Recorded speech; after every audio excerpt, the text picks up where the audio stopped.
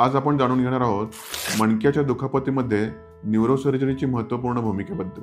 मी doctor Raghav Pargaonkar Asian Noble hospital येथे पूर्णवेळ neurosurgeon म्हणून कार्यरत आहे। मणक्याला होणाऱ्या दुखापतींच्या उपचार तसेच पुनर्वसनामध्ये न्यूरोसर्जरीची महत्त्वपूर्ण भूमिका असते।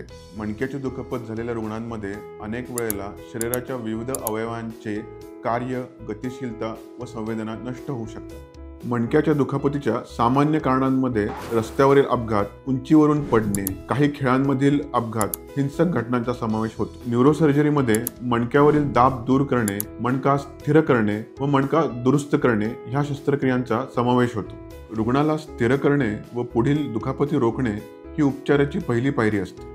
मिनिमली इन्व्हेसिव्ह सर्जरी आणि रोबोटिक्स सारख्या तंत्रांच्या सहाय्यामुळे पाठीच्या शस्त्रक्रियांमध्ये अचूकता आणि परिणाम सुधारलेले आहेत। मणक्याची दुखापत झालेल्या रुग्णांसाठी गेलेली ताकद परत मिळवण्याबरोबरच स्वतंत्र व स्वावलंबी होण्यासाठी रिहॅबिलिटेशन आणि फिजिओथेरपीचा महत्त्वपूर्ण उपयोग होतो।